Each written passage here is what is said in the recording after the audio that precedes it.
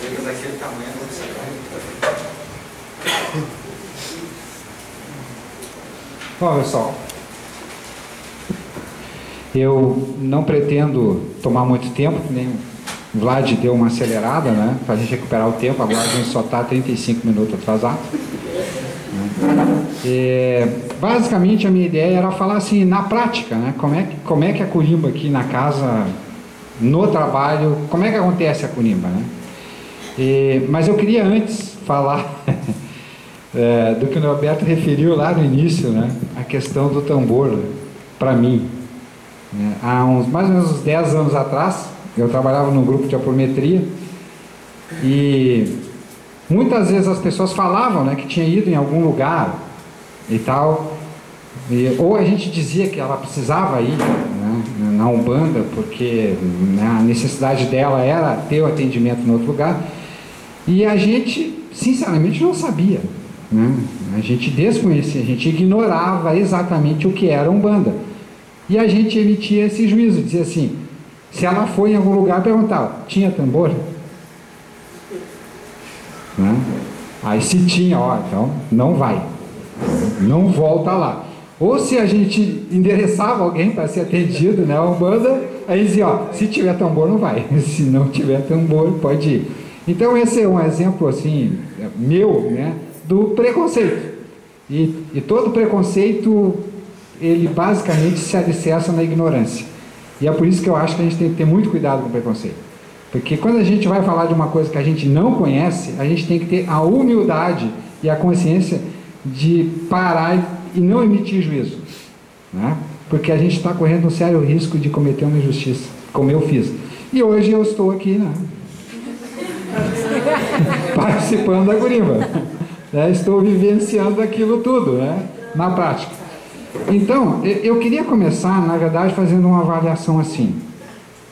O Vlad comentou, no final, né, que uma Corimba sem dirigente é uma nau sem rumo, né, sem leme, não sei como é que escreveu, mas é isso, né? E eu acho, como eu falei lá no início, a Umbanda tem essa característica básica, né? Ela é uma religião que não é codificada. Mesmo lá nas tendas iniciais, eu acho que já havia diferença no ritual que eles tinham, no trabalho deles já era diferente, mesmo naquelas tendas iniciais, né? Porque não houve um código, ninguém escreveu lá um manual, né, da Umbanda, dizendo que o ritual começa assim, assim, vai assim até o final, tem tanto tempo, não existe isso, desde o início não existe isso. Então, basicamente, o que eu penso que faz, né, um grupo de Umbanda, uma casa de Umbanda? Basicamente, eu acho que é o seu dirigente, como o Vlad referiu lá. Como a casa vai funcionar, o jeito que é o ritual, né, como vai ter Corimba, não vai ter, se as médias vão usar saia, não vão, né? Tudo isso, gente, passa normalmente, eu acho, a minha opinião, pelo dirigente, pelos compromissos kármicos que o dirigente tem, pela história de vida dele, sabe? Vem dali, basicamente, né? Então, o que acontece? A Corimba, onde existe Corimba, a Umbanda, ela não é uniforme, né? O ritual na Umbanda de uma casa para outra é diferente. É ruim isso? Não é ruim. A realidade de cada casa é diferente uma da outra, as pessoas são diferentes, não existe codificação. Então, vou dar um exemplo assim, porque eu acho que uma coisa ruim que tem é a gente não conhecer as outras casas. Eu acho que a gente deveria se visitar mais, né? Eu nunca tinha ido, né, aqui acompanhando a casa, o Norberto, em outra casa de Umbanda. Inclusive, teve oportunidade de ir lá em Erechim, né, de repente aqui em Sapucaia, eu não fui. Mas eu tive a graça de ter ido a Taubaté participar de uma amacia lá da Mãe Massa, né? E aí, gente, a gente vivencia um outro mundo que não é o nosso. É um outro ritual, um outro jeito de fazer uma gira, né? E totalmente não, é um exagero, né? Mas bem diferente do nosso. Porque lá eles são, né? Estão num outro lugar do país, as pessoas têm histórias diferentes, é diferente. Mas é melhor, é pior? Não tem isso, sabe? Lá é um jeito, aqui é outro jeito. Lá eles têm um ritual, a curimba lá, pelo que eu notei naquele Amaci, né? Ela, por exemplo, todo o ritual passa pela curimba, né? Do início ao fim. Aqui já é um pouco diferente, né? Há muitas sessões que a curimba não trabalha, embora haja cantos, né? Embora a Dani, né? Ou a Ivete, né? Normalmente a gente não deixa de ter cantado, mas a participação dos atabaques muitas vezes não acontece, né? Então, a nossa experiência aqui no grupo de Umbanda Terreiro da Fraternidade tem muito a ver com o nosso dirigente. E nós temos um ritual básico, né? Todo mundo que frequenta a casa sabe, né? A gente tem aqui um horário para abrir e fechar o portão, né? Para as pessoas entrarem, depois fecha, não entra mais, né? Nós temos depois da venda daquelas coisas que a gente precisa da casa, né? Normal, recados e tal, a parte material, digamos assim, começa com uma palestra, né? Uma pequena palestra, que às vezes não é tão pequena, né? Mas que começa, né, aquele trabalho vibratório de elevação, digamos assim, né? Do tônus vibratório de toda, principalmente da assistência, né? E também da parte dos médiuns, que tem o objetivo do quê? De elevar, facilitar, né? Digamos assim, que os guias, os trabalhadores que vêm espirituais, que eles não têm que se rebaixar tanto assim, a gente se elevando, né? A gente acaba facilitando a chegada deles. Então, começa com a palestra, nós temos o ritual do fogo. No final do ritual do fogo, né, já a gente tem uma evocação de São João Batista, né, de Xangô. Aí já entra um toque de atabaque.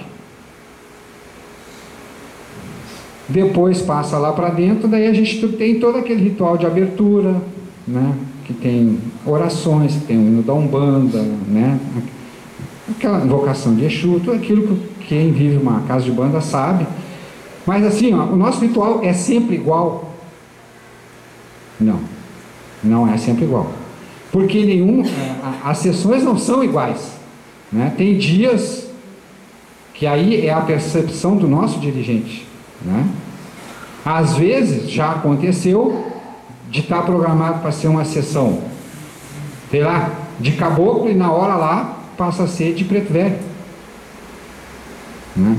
Mas isso aí tem a ver com o quê? Tem a ver com o trabalho do dirigente, com a percepção dele, da ligação dele com o plano espiritual, né? com o guia-chefe da casa, né? Essa percepção o nosso dirigente tem. Então o nosso ritual ele não é engessado, e a gente tem que estar preparado às vezes para as mudanças assim inesperadas, né? Tipo aqui não estava programado a gente cantar o ponto né, vovó redonda, né? E aí a gente cantou. Então assim, isso aí o que é? Isso aí é a percepção, né, da pessoa que sente e que dirige porque vê, porque tem esse compromisso, e acima de tudo porque tem a responsabilidade, né? Então o trabalho da curimba, com todo esse enfechamento vibratório do som, começa aqui na invocação e vai lá dentro para a abertura, no sentido de fazer essa ligação dos médiuns, né, com os seus guias, com os seus mentores, que vão acoplar, né, através lá do mecanismo lá do duplo etérico nos chakras, vão baixar no terreiro aqui para fazer o atendimento. E o atabaque naquele momento tem essa função de facilitar essa ligação, né, entre os guias e os médiuns. Aberta a corrente, aberta a sessão, né, o que acontece? Aí nós temos a parte da sustentação da sessão. Normalmente a corimba fica tocando, quando ela toca, né, na sessão, toda a parte do trabalho de atendimento das pessoas ali, a corimba fica tocando. E aí o que acontece? Acontece muito a atuação do dirigente, que tem a responsabilidade de guiar a gira, né, de ver o que está acontecendo e atuar sobre a corimba, né, pedindo pontos específicos, pedindo às vezes para ela parar, porque às vezes tem uma manifestação sem controle de uma pessoa, tu tem que parar para a pessoa voltar, né? Às vezes tu tem que diminuir o volume, na maioria das vezes, né, Vlad? Por coincidência, quase sempre vai diminuir, né? Que a gente se empolga e vai tocando muito alto, né? Mas assim, ali está atuando, né, o dirigente na gira, percebendo o que está acontecendo, as necessidades dos atendimentos. E tem outra coisa que acontece, que é o que a Deise referiu lá, que as entidades no atendimento, elas têm, né, necessidades específicas daquele atendimento que elas estão fazendo, e obviamente elas se comunicam num nível de vibratório mental que é captado por alguém. E eu tenho certeza que, principalmente a Dani, porque a Dani é quem mais atua, né? Mas a Ivete tem certeza que tem, ela é médium também, isso chega nela. E às vezes do nada, ela troca para um ponto, começa a cantar um ponto que coincidentemente é um médium lá que está atendendo, a entidade precisava da energia daquele ponto específico, né, para o trabalho que ela está fazendo. Então, sem falar naquele aspecto também, né, que quem já teve uma gira umbanda sabe que aquilo ali parece parece uma usina, né? Quando eu trabalhei muito tempo ali de Cambono também, no meio, aquilo ali fica um ruído, né, enorme, e às vezes as pessoas estão no meio, estão do lado uma das outras e o mental é terrível, né? Em vez da pessoa se concentrar no atendimento, ela começa a ouvir o que o vizinho está dizendo ali, a entidade, blá, blá. Então, também tem a função, essa função de desviar a atenção do mental, concentrar o alinhamento, alinhar os mentais das pessoas, que não é fácil, né, num objetivo comum, né, para facilitar o trabalho, porque o nosso mental é terrível, basta meio segundo para a gente estar aqui e o nosso pensamento correr para outra coisa e a gente sair totalmente de onde a gente está. Então, no atendimento, na sustentação da gira, então a corimba funciona o tempo todo. Terminou todo o atendimento, né? Todas as pessoas saem, aí nós vamos para a parte de descarga dessas energias que ficaram aqui no terreiro, né, dos atendimentos, e que não podem ficar aqui dentro, são energias deletérias que precisam ser descarregadas, né? Então, existem pontos específicos aqui na área do Abaçá, que essas energias são direcionadas para ali, para que no final, normalmente, né, invocando Exu, Pombagira, né, que essas energias sejam encaminhadas, né, para um ponto de descarga específico, normalmente ali na rua, não na rua, dentro do nosso pátio ali, na terra, tá? E aí é um movimento, talvez seja o momento mais intenso que existe da corimba na noite, é nesse momento, porque é um momento normalmente que se toca muito intensamente o atabaque, né? Exige muita força nossa, e muita energia no cantar também, porque né, é muita energia acumulada naquele espaço que precisa ser movimentado, exige muito, né? E depois a gente vai pelo mecanismo que o Vlad muito bem explicou aqui, né? Tu começa com aquela coisa do chegar, né, no denso, né? Fazer a primeira limpeza, a pesada, e depois tu vem, né, rebaixando a intensidade, entrando normalmente na linha de água, com Oxum e com Emanjá, né? E a gente encerra normalmente a sessão por aí, chegando em Oxalá, né, no final do trabalho. Então, na prática, né, de um dia de gira, aqui é assim. Em outra casa, pode ser de outro jeito, porque, como eu falei, né, o ritual, ele pode ser feito de outra forma, não tem problema nenhum, vai ter validade. E durante... Eu esqueci de mudar.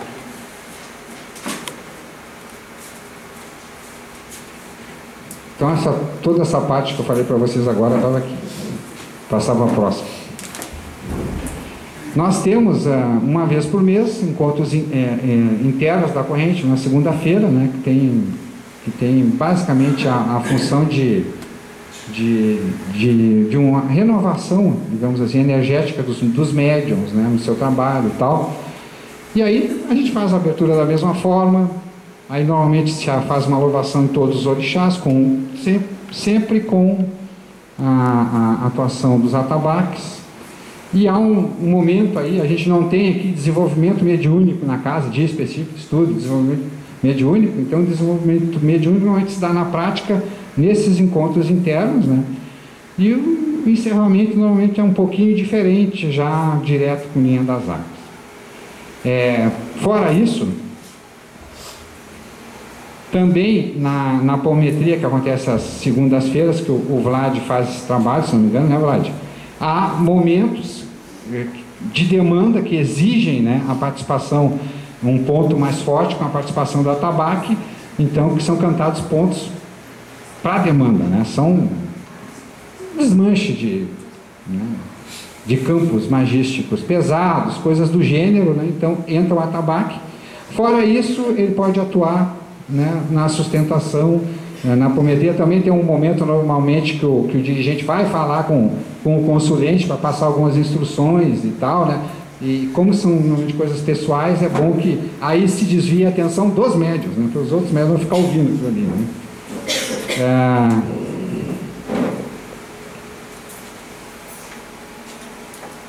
Eu acho que é isso aí.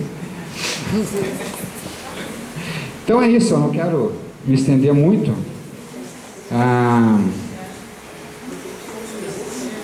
Perguntas?